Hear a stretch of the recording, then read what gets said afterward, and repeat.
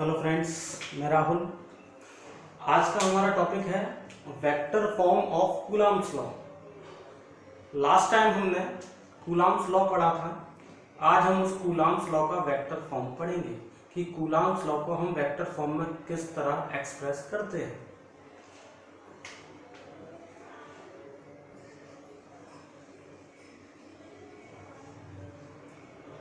Vector form of Coulomb's law. Vector form of Coulomb's law, तो इसमें हमें सबसे पहले थोड़ी सी वेक्टर की नॉलेज होना चाहिए, जो कि वेक्टर हमने 11th क्लास में पहले पढ़ रखा है। तो मैं आपको थोड़ा सा उसका रिवीजन कराता हूँ। वेक्टर का एक छोटा सा हम लोग एक रिवीजन करते हैं, ताकि हम जब जो पढ़ें तो हमें वो अच्छे से समझ में आए।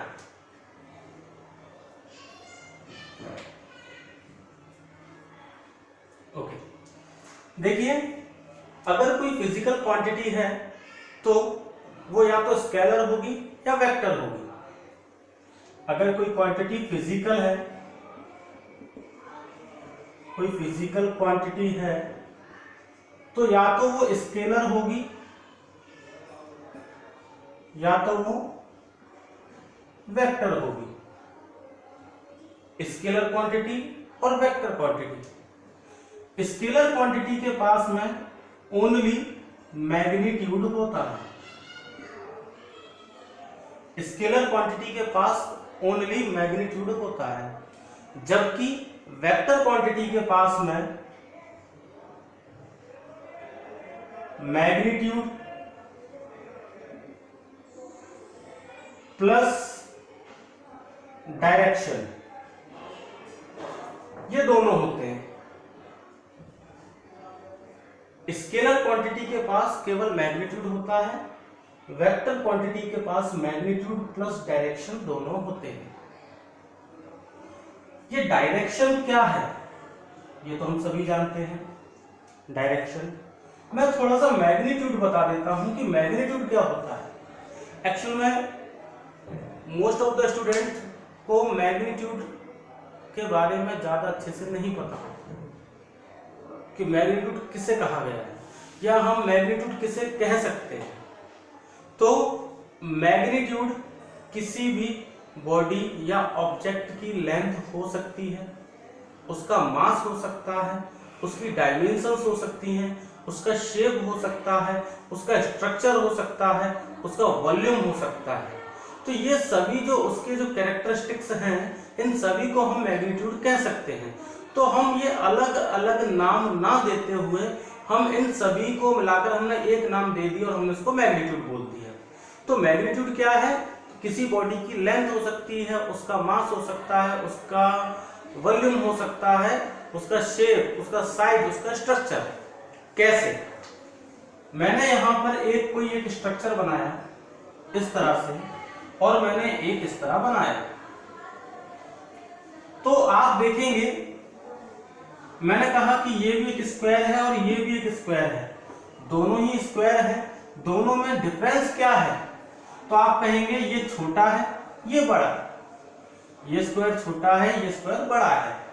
हम इसे टेक्निकल भाषा में क्या बोलेंगे कि इसका मैग्नीट्यूड कम है, इसका मैग्नीट्यूड ज्यादा है। दोनों ही स्क्वायर है, लेकिन दोनों में डिफरेंस क्या है? इस स्क्वायर का मैग्नीट्यूड कम है, इस स्क्वायर का मैग्नीट्यूड ज्यादा है। ये तो हमने बात करी स्क्वायर की।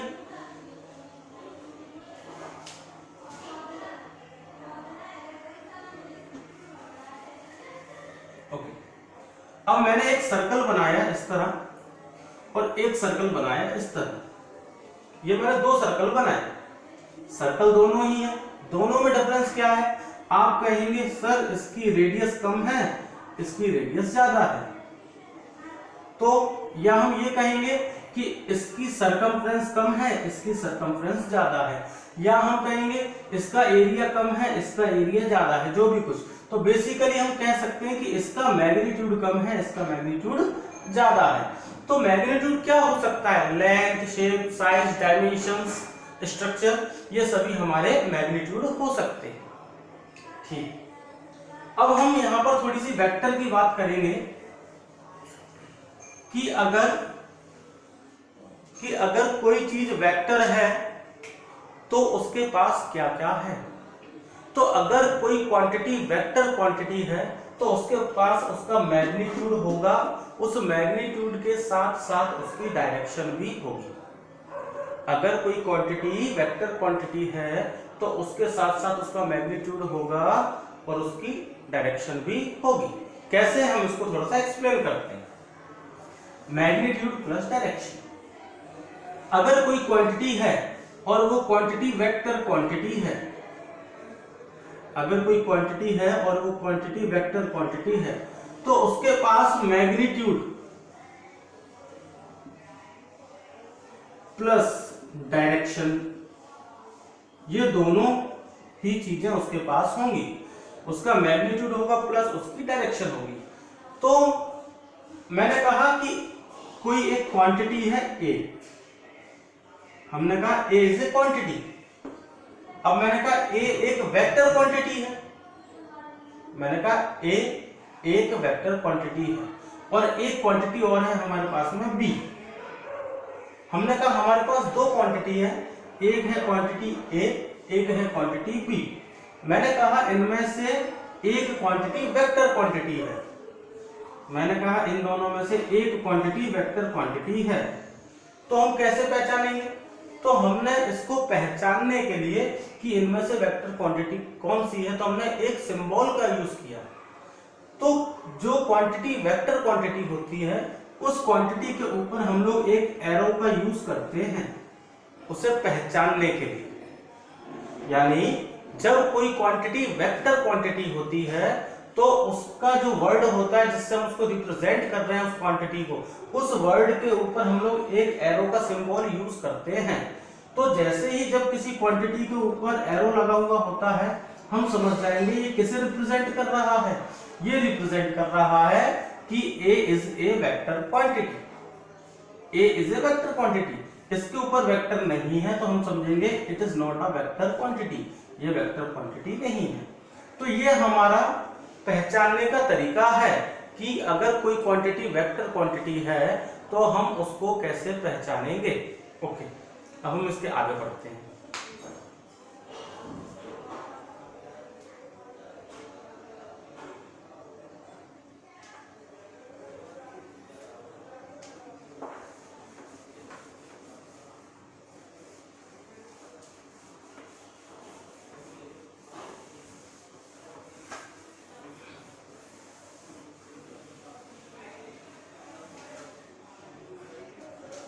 मैंने बताया कि वेक्टर क्वांटिटी के पास दो चीजें होती हैं, एक उसका मैग्नीट्यूड, दूसरा उसकी डायरेक्शन। यानी वेक्टर क्वांटिटी दो चीजों से मिलकर बना है, मैग्नीट्यूड एंड डायरेक्शन। तो हमने यहां लिखा कि अगर कोई क्वांटिटी वेक्टर है तो वो दो चीजों से मिलकर बनी है, एक तो उसका मैग्नीट्यूड और दूसरा उसकी डायरेक्शन। अगर कोई क्वांटिटी वेक्टर है तो वो दो चीजों से मिलकर बनी है, एक तो उसका मैग्नीट्यूड और दूसरा इसका डायरेक्शन। तो वेक्टर के लिए हमने सिंबल यूज किया एरो, वेक्टर के लिए हमने सिंबल यूज किया एरो, यानी वेक्टर क्वांटिटी इन दो चीजों से मिलकर बनी है। तो मैग्नीट्यूड के लिए भी हमने एक सिंबल यूज किया, हम इसको मॉडुलस मॉड के अंदर यूज करेंगे, और डायरेक्शन के लिए भी हमने एक सिंबल यूज किया, इसको बोलते हैं कैप, इसको बोलते हैं मॉड्यूलस। ये हमारा क्या है? एरो, ये हमारा मॉड्यूलस और ये हमारा कैप, या हम कह सकते हैं इसको यूनिट वेक्टर, यूनिट वेक्टर। इसको भी मैं आगे और पढ़ाऊंगा डिटेल में। तो एक वेक्टर क्वांटिटी मैग्नीट्यूड और डायरेक्शन दोनों को मिलाकर बनती है। तो वेक्टर के लिए हम एरो यूज करते हैं, मैग्नीट्यूड के लिए हम लोग मॉड्यूलस यूज करते हैं और डायरेक्शन के लिए हम लोग कैप यूज करते हैं। अब मैं आपको उसको थोड़ा सिंप्लीफाई करके बताता हूं।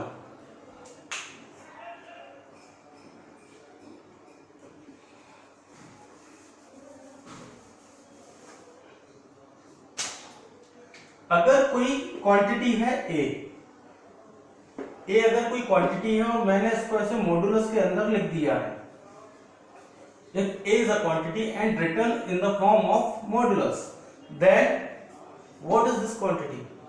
ये क्वांटिटी क्या है? तब हम इसको क्या वेक्टर क्वांटिटी अभी मैं इसको बोल सकता हूं? हम कहेंगे अभी इस क्वांटिटी का केवल हम मैग्नीट्यूड यूज कर रहे हैं, अभी हम इस क्वांटिटी का ओनली मैग्नीट्यूड यूज कर रहे हैं, because it shows magnitude not direction. यानी जब हम किसी क्वांटिटी को मॉड्यूलस के अंदर लिखते हैं तो मॉड्यूलस क्या करता है, उसकी डायरेक्शन को वैनिश कर देता है, खत्म कर देता है, और केवल उसका मैग्नीट्यूड बच जाता है। यानी किसी क्वांटिटी को मॉड्यूलस के अंदर लिखने पर उसकी डायरेक्शन खत्म हो जाती है और केवल उसका मैग्नीट्यूड बचता है। इसके बाद में यूनिट वेक्टर। अब मैंने किसी क्वांटिटी के ऊपर इस तरह से कैप लगा दिया, कैप, ये कोई क्वांटिटी है A, इसके ऊपर मैंने ऐसे कैप लगा दिया, तो हम इसको कौन सी क्वांटिटी बोलेंगे? हम कहेंगे A कोई क्वांटिटी है, तो इसके पास अगर ऊपर कैप लगा है इसका मतलब है इसके पास केवल डायरेक्शन है, इसके पास केवल क्या है? डायरेक्शन, इसके पास मैग्नीट्यूड नहीं है। और अगर कहीं पर ऐसे बना हुआ है तो इसका मतलब है इसके पास है मैग्नीट्यूड, डायरेक्शन नहीं है। और अगर हम इन दोनों को प्लस कर दें, अगर हमने A के ऊपर कैप लगाया इसका मतलब है ओनली डायरेक्शन, अगर हमने A को मॉड्यूलस के अंदर लिखा इसका मतलब है ओनली मैग्नीट्यूड। यानी ये दोनों इंडिविजुअल हैं अलग अलग, लेकिन जब दोनों साथ में आते हैं, जब दोनों एक साथ आते हैं तब दोनों मिलकर क्या बनाते हैं? वेक्टर। दोनों मिलकर क्या बनाते हैं? वेक्टर। और इस वेक्टर को हम लोग बोलते हैं फुल वेक्टर। क्या बोलते हैं? Full vector. जब मैग्नीट्यूड और डायरेक्शन दोनों साथ मिल जाते हैं तब ये फुल वेक्टर बनाते हैं। और ये मैग्नीट्यूड इंडिविजुअल है, डायरेक्शन इंडिविजुअल है। अगर किसी क्वांटिटी को हमने मॉड्यूलस के अंदर लिखा है इसका मतलब उसकी डायरेक्शन हम यूज नहीं कर रहे हैं, ओनली मैग्नीट्यूड यूज कर रहे हैं। और अगर हमने किसी क्वांटिटी के ऊपर कैप लगाया है इसका मतलब है हम उसकी डायरेक्शन यूज कर रहे हैं, उसका मैग्नीट्यूड यूज नहीं कर रहे हैं। और अगर हम किसी क्वांटिटी के ऊपर एरो लगा देते हैं यानी फुल वेक्टर, इसका मतलब है हम उसका मैग्नीट्यूड और डायरेक्शन दोनों यूज कर रहे हैं। यह हमारा लिखने का एक तरीका होता है। अब इसके बाद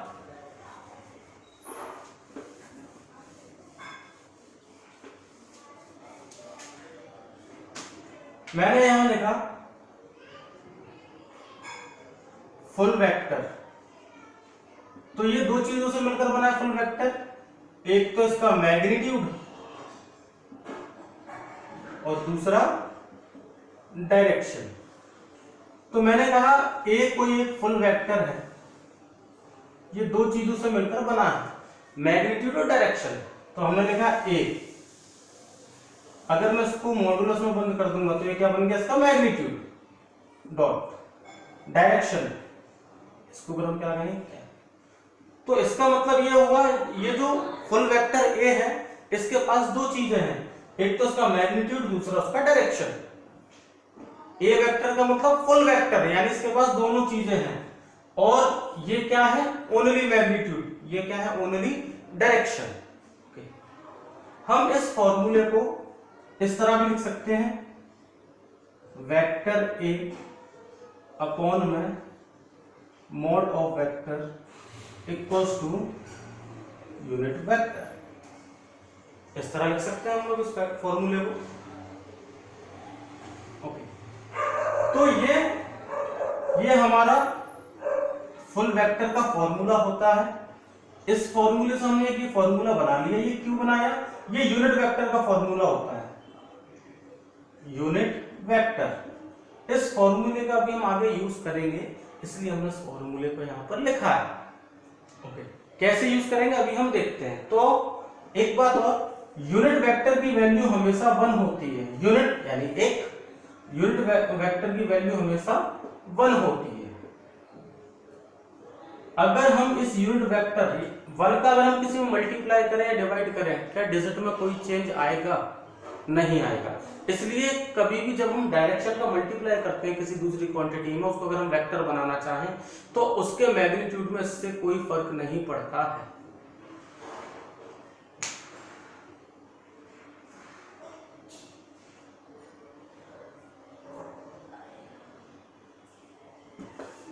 तो अब हम स्टार्ट करते हैं vector form of Coulomb's law.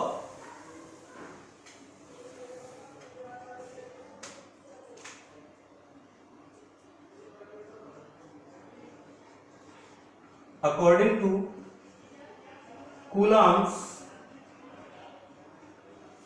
to Coulomb's, the force act between according to Coulomb's, the force act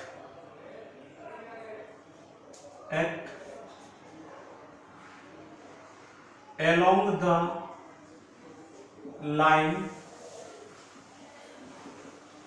joining. According to Coulomb's, the force act along the line joining center of charge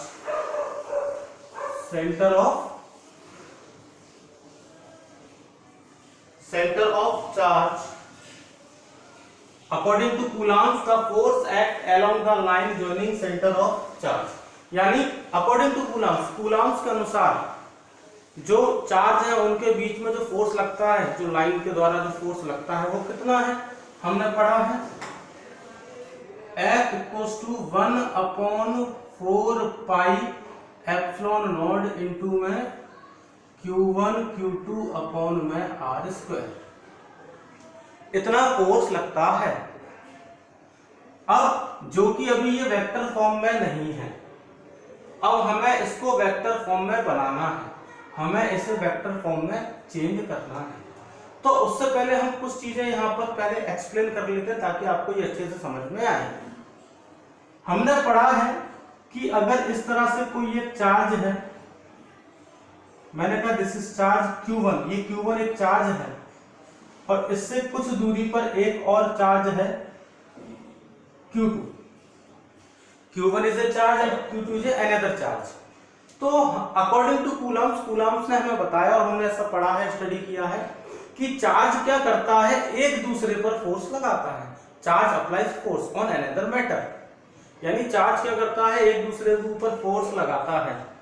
तो इनके बीच की जो distance है हमने ऐसा मान लेते हैं R है, स्मॉल r, आप D मान सकते हैं, K मान सकते हैं, L मान सकते हैं, एज यू विश। हमने दोनों चार्ज के बीच की डिस्टेंस मान ली है स्मॉल r, ठीक है।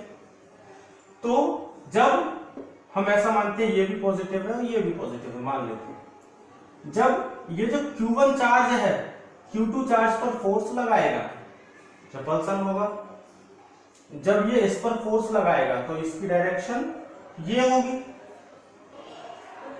जब ये इसके ऊपर फोर्स लगाएगा तो इसकी डायरेक्शन ये होगी, इधर की तरफ।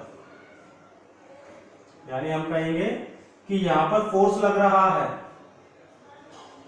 यहां पर फोर्स लग रहा है किस पर, 2 पर, चार्ज सेकंड है, यानी फोर्स 2 पर, सॉरी चार्ज जो 2 है उस पर फोर्स लग रहा है, कौन लगा रहा है, फर्स्ट, तो F21, ये हमारा लिखने का तरीका।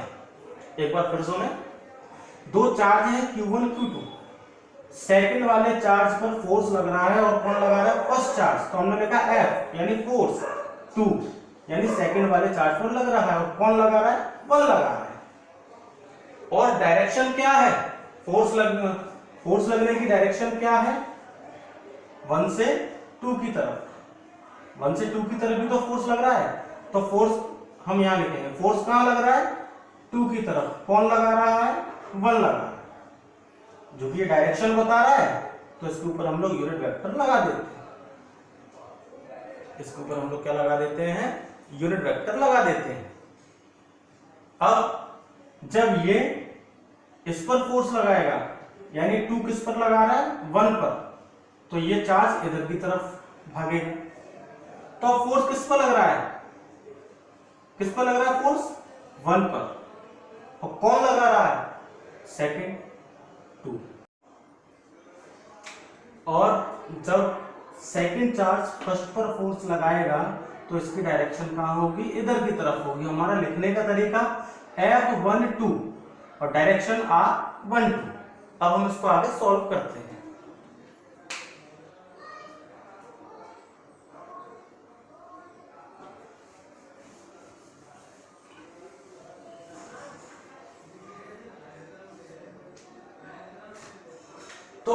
Centre of charge according to Coulomb's, हमने कूलम्स फोर्स पढ़ा है, F equals to 1/4 epsilon naught Q1 Q2 upon में R स्क्वायर। तो जब हम इसमें ये प्रॉपर्टी लगाएंगे, हमने माना ये एक चार्ज है Q1 और ये है हमारा Q2, ये इन दोनों के बीच की डिस्टेंस है R। तो इस डायरेक्शन में जो फोर्स लगेगा वो होगा F21 और इस डायरेक्शन में जो फोर्स लगेगा वो होगा F12। अब ये भी हमने पढ़ा। ओके, अब हम इनके बीच की जो डायरेक्शन है उनकी भी बात कर लेते हैं। जब ये F121 होगा तो इसकी डायरेक्शन क्या होगी, यहां लिख देता हूं R21, इसकी डायरेक्शन क्या होगी R12, यहां मैंने लिख दिया है। तो ये जो हमारा कूलम्स लॉ है F इक्वल्स टू दिस, जब मैं इसको वेक्टर फॉर्म में लिखूंगा, अगर मैं इसको फर्स्ट चार्ज से सेकंड के लिए यूज करूंगा तो मैं इसको ऐसे लिख सकता हूं, देयरफॉर वेक्टर F21, यानी जब फर्स्ट वाला चार्ज सेकंड पर फोर्स लगाता है, यानी force on second charge due to first, यही हमारा लिखने का तरीका होगा। F21 यानी फोर्स सेकंड पर फर्स्ट के द्वारा 1/4 epsilon naught Q1 Q2 upon में R स्क्वायर। तो हमें पता है ये तो क्या है हमारा मैग्नीट्यूड। अगर इस फॉर्मूले को हमें वेक्टर फॉर्म में लिखना है तो कोई चीज वेक्टर कब होती है, जब उसके पास क्या हो, मैग्नीट्यूड और डायरेक्शन। तो ये तो हमारे पास मैग्नीट्यूड हो गया। अब मैं अगर इसको डायरेक्शन देना चाहता हूं तो मैग्नीट्यूड के साथ में हमें क्या यूज करना पड़ेगा, यूनिट वेक्टर। तो मैं यहां क्या करता हूं, मल्टीप्लाई कर देता हूं वेक्टर यूनिट वेक्टर का, जो कि 2 से 1 है। तो R की हमें डायरेक्शन बतानी होगी, तो हम यहां लिख देंगे 2 से 1, R की डायरेक्शन 2 से 1। ओके, तो मैंने इससे पहले आपको एक फॉर्मूला बताया था यूनिट वेक्टर का कि फुल वेक्टर बराबर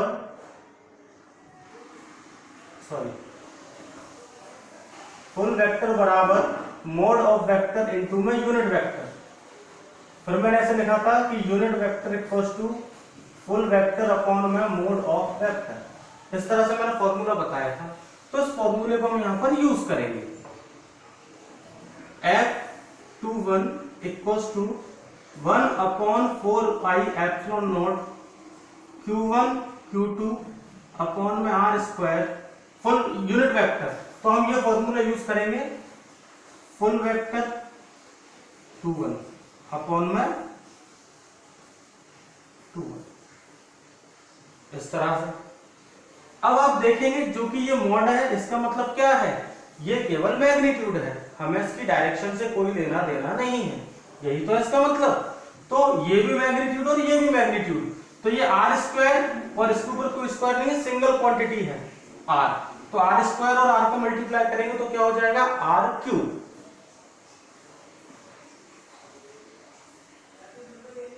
F21 equals to 1/4 epsilon naught into में Q1 Q2 अपॉन में R cube multiply by vector R21। अब आप देखेंगे इसके ऊपर भी वेक्टर है, इसके ऊपर भी वेक्टर है, यानी ये दोनों ही हमारे वेक्टर फॉर्म में आ गए। क्यों, ये फुल वेक्टर, ये मैग्नीट्यूड और ये हमारा यूनिट वेक्टर। तो आप देखेंगे ये हमारे दोनों ही किस में आ गए, वेक्टर फॉर्म में आ गए। ये अभी हमने किसके लिए किया कि जब फर्स्ट चार्ज सेकंड पर फोर्स लगाता है। अब हम किसके लिए करेंगे, सेकंड चार्ज जब फर्स्ट पर फोर्स लगाता है। तो हम देखेंगे इसको,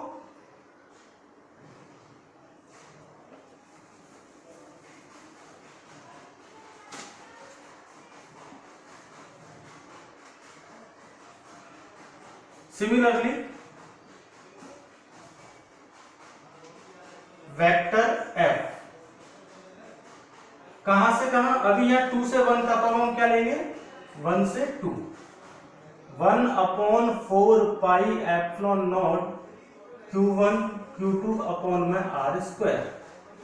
बिल्कुल इस तरह डायरेक्शन ऐड कर देंगे, क्योंकि ये फुल वेक्टर है, फुल वेक्टर दो चीजों से मिलकर बनता है, मैग्नीट्यूड और डायरेक्शन। तो डायरेक्शन के लिए हम इसमें क्या लगा देंगे, यूनिट वेक्टर। इसकी डायरेक्शन ये है तो हम इसकी भी डायरेक्शन ये दे देंगे। फिर हमने ये फॉर्मूला पुटअप किया था वेक्टर वाला, full vector 1 2 equals to 1/4 pi epsilon naught into में Q1 Q2 अपॉन में R स्क्वायर इनटू, इसको हम फॉर्मूले में पुटअप करेंगे तो R फुल वेक्टर 1 2 अपॉन में mod of R full vector 1 2। फिर से वही, ये R स्क्वायर है, ये क्या है हमारा mod of vector R square, और ये भी मैग्नीट्यूड है, तो 2R और 1R कितने हो जाएंगे, R क्यूब, जैसे यहां हमने किया था।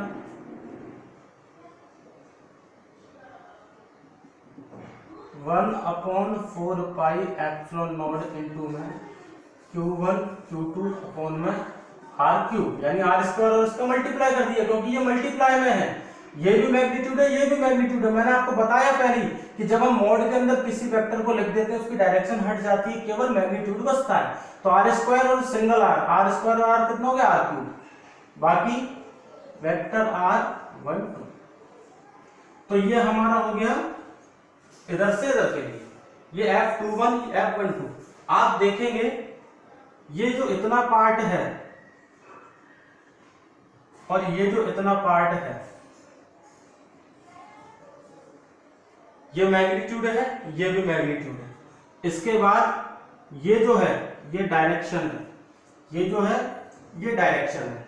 तो आप देखेंगे मैग्नीट्यूड दोनों का सेम आया है, मैग्नीट्यूड दोनों का आप देखेंगे सेम आया है, लेकिन डायरेक्शन कैसी है, इसकी 2 से 1 है, इसकी 1 से 2 है। इसका मतलब ये हुआ कि जब दो चार्जेस के बीच में फोर्स लगता है, जब दो चार्ज एक दूसरे पर फोर्स लगाते हैं तो उनका मैग्नीट्यूड तो सेम रहता है, लेकिन उनकी डायरेक्शन अपोजिट रहती है। तो हम इसको इस तरह लिख सकते हैं, देयरफॉर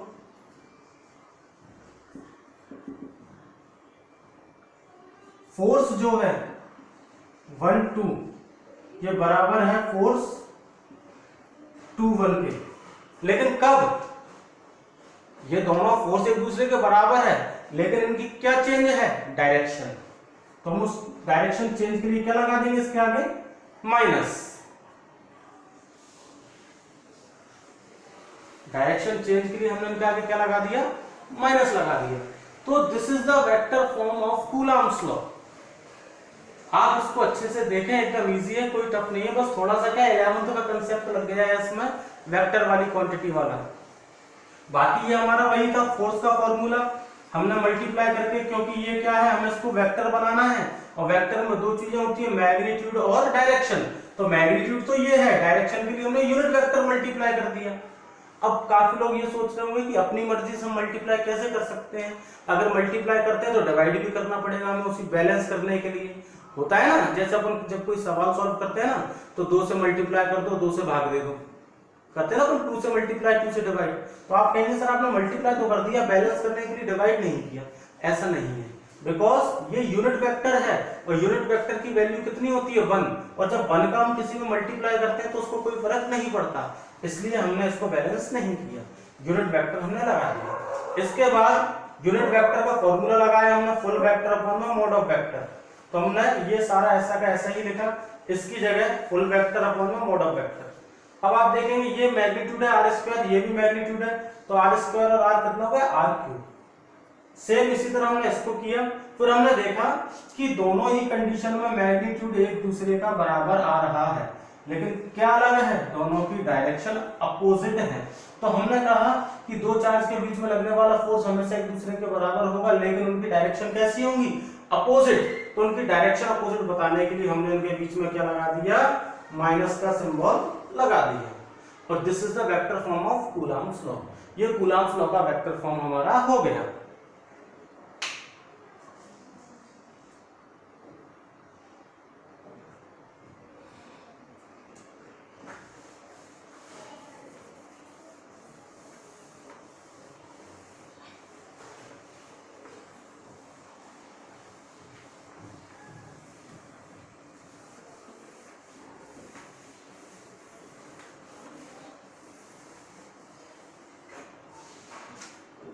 अब इसके बाद वेक्टर फॉर्म जो है ये हम 2, 3, 4 तरीकों से कर सकते हैं, तो मुझे ये मेथड ठीक लगा तो मैंने इस मेथड से आपको करा दिया। अब इसके बाद हम जो पढ़ रहे हैं वो है इलेक्ट्रोस्टैटिक्स, और जो दो चार्ज के बीच में फोर्स लगता है उसको इलेक्ट्रोस्टैटिक फोर्स बोलते हैं, सेंट्रल फोर्स बोलते हैं, फंडामेंटल फोर्स बोलते हैं, है ना, इलेक्ट्रिकल फोर्स भी बोलते हैं, तो इसके अलग अलग नाम हैं। तो एक कंसेप्ट कभी कभी पूछा जाता है कि what is the similarities and dissimilarities between electrostatic force and gravitational force, यानी ग्रेविटेशनल फोर्स में और इलेक्ट्रोस्टैटिक फोर्स में दोनों में क्या समानताएं हैं और क्या असमानताएं हैं, बताइए। तो एक क्वेश्चन है कि इलेक्ट्रोस्टैटिक फोर्स को ग्रेविटेशनल फोर्स से कंपेयर क्यों किया, इलेक्ट्रोस्टैटिक फोर्स को ग्रेविटेशनल फोर्स से कंपेयर क्यों किया, क्या रीजन था, तो मैं एक्सप्लेन करता हूं। ये जो कूलम्ब्स जो थे इन्होंने हमें चार्ज के बारे में, ये फोर्स के बारे में, कूलम्ब्स लॉ के बारे में बताया, लेकिन इनसे पहले न्यूटन सर ने हमें ग्रेविटेशनल फोर्स के बारे में बताया।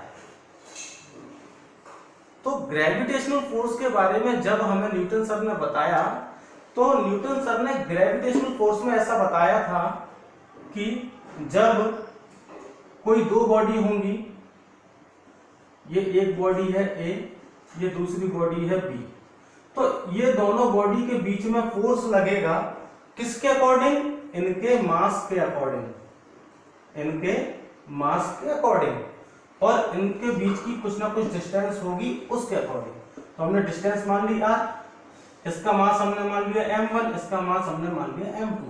तो दो बॉडी के बीच में ड्यू टू देयर मासेस जो फोर्स लगता है उसके ऊपर एक्सप्लेनेशन किया न्यूटन्स ने, और ग्रेविटेशनल फोर्स के बारे में हमें बताया, न्यूटन्स लॉ ऑफ ग्रेविटेशन।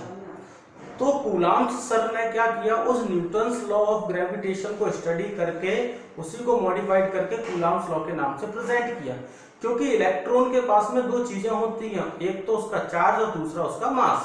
तो कूलम्ब्स ने इसका चार्ज यूज किया।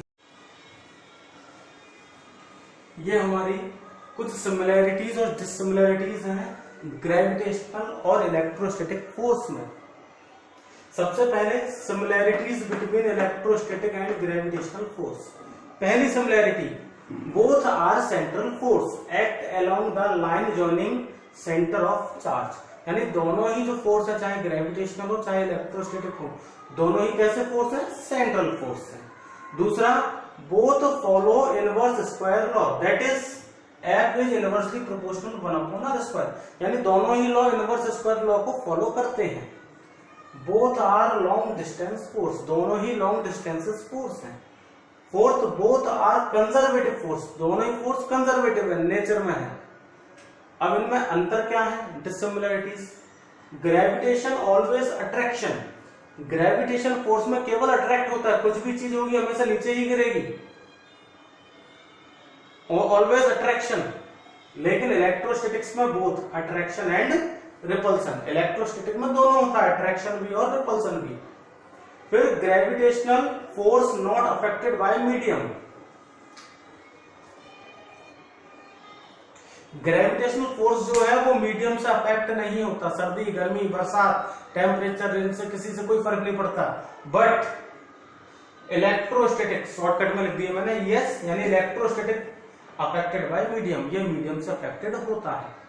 इसके बाद electrostatic force is 10⁻39 times stronger than gravitational force. Electrostatic force जो है वो ग्रेविटेशनल फोर्स से बहुत ज्यादा स्ट्रॉन्ग होता है, बहुत ज्यादा, कितना, 10⁻39 टाइम्स, यानी 10⁻39 गुना ज्यादा स्ट्रॉन्गर। तो कितना ज्यादा स्ट्रॉन्ग होगा। तो ये हमारी कुछ प्रॉपर्टीज हैं, आप देख लें। और आज का टॉपिक हम यही खत्म करते हैं। तो आज हमने थोड़ा सा कूलम्ब्स लॉ का वेक्टर फॉर्म पढ़ा, ये सिमिलैरिटी डिससिमिलैरिटी, और हमने जो वेक्टर फॉर्म होता है, कैसे वेक्टर काम करता है, ये सारा कुछ हमने इसमें पढ़ा। तो आज के लिए इतना ही, जब तक के लिए मैं राहुल